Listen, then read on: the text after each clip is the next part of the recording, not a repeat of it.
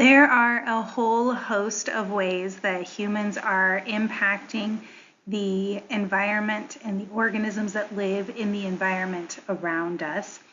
Global warming and climate change, we've already talked about how those are affected by some of our human activities. We've also got a video that just goes through a laundry list of some of the other major threats to biodiversity.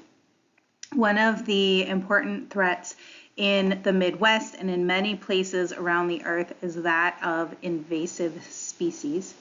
This is an image here of Asian carp in a river. I believe this is actually a river in Louisiana, but Asian carp are an invasive species that basically just go through the waters that they live in and pretty much just eat everything, outcompete everything. You can see the massive number of carp here.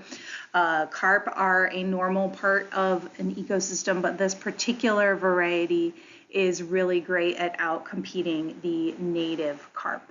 So we're going to talk about what invasive species are and just give a few examples.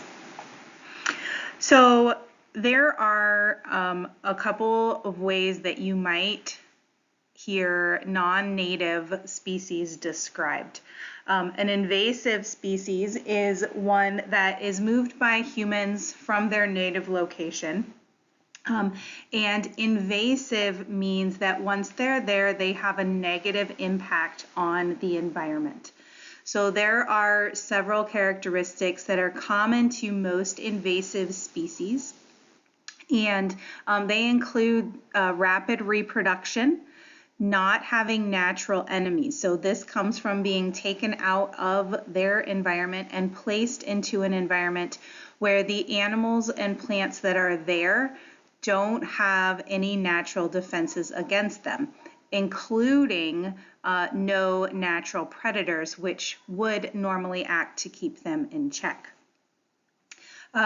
They also interact with native species that have no defenses against them. So they might be herbivores that are eating plants that have no defenses. They might be consumers that are eating other animals that have no defenses. And so the local native species have an inability to quickly adapt to their introduction.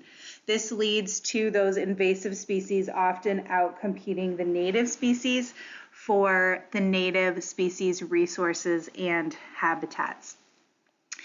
Many invasive species are also those that can tolerate a wide range of habitats, so they can usually adapt. They're very adaptive. They can move into a place and quickly exploit them.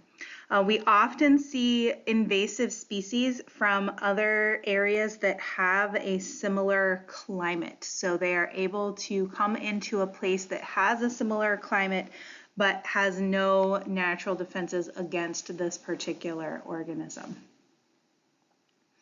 So there are three categories of interaction. We talked about these already. Competition for resources, so the invasive species can outcompete the natives for resources. They can prey upon the native species, or they can cause diseases in the native species. All right, so there are some local examples of invasive species that outcompete our native species.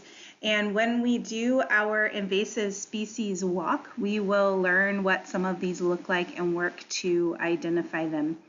But a very common example of a local invasive species is a mirror honeysuckle or bush honeysuckle. There's a few other honeysuckles as well. There are native honeysuckles to the area, but the invasive honeysuckles outcompete the native plants. Basically, they are sort of low level underneath the tall trees, maybe waist or shoulder height to some of you, and they basically outshade the organisms underneath it. So they remove habitats for those organisms. They reduce biodiversity by outcompeting other plants and then altering the habitat. So when they block out the sun coming down, nothing can grow underneath it. They grow very quickly and they deplete soil of moisture and nutrients. And so what we see happening in Illinois is that historically we've had oak and hickory forests. Those forest floors used to be clear and now they are inundated by these honeysuckles. Those bright red berries attract birds, so birds will eat them and spread their seeds when those birds should be eating native plants and spreading those seeds. Again, those Asian carp are an example of a native species in Illinois and in the Midwest.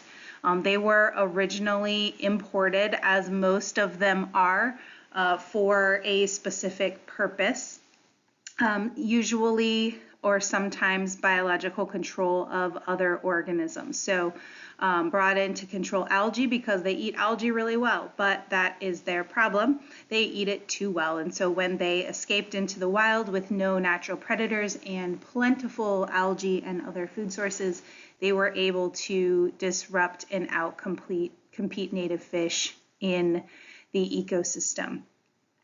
They consume large amounts of plankton and algae, which affects the primary productivity and also helps increase their numbers. Catching these guys and trying to eradicate them from waters is really difficult. They are hard to catch and there are just so many of them that it is really hard to get them out of local areas. So a few other examples. These are textbook examples, so these are going to be wider than just our area.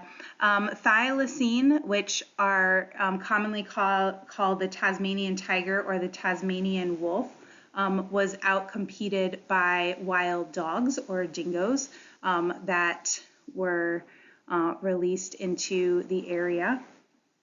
Purple loosestrife is this pretty purple plant that outcompetes native plants in open areas in the forest.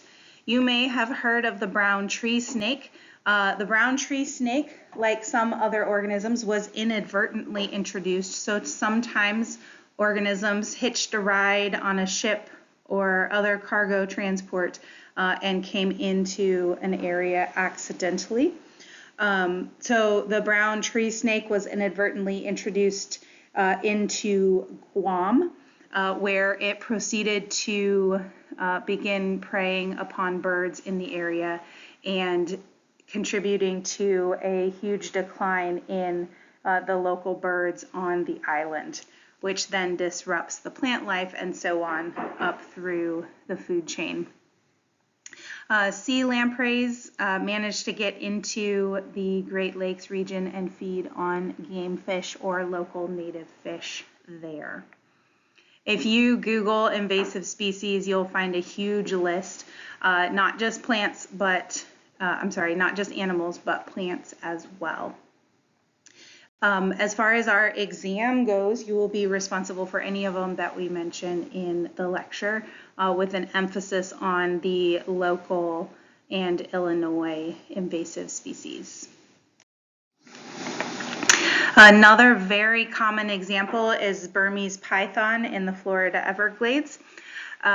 This animal has caused major changes in a variety of wildlife. So you can see a comparison on this graph of how many of these animals have been affected by pythons. So the blue bar is pre-introduction of the python into Florida Everglades.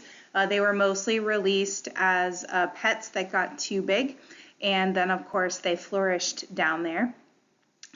They are from Asian environments, and they did really well in the hot environment in Florida. Many of the invasive species that are present in the United States come from Asian areas because the climate is actually quite similar in many areas of Asia and many areas of the United States.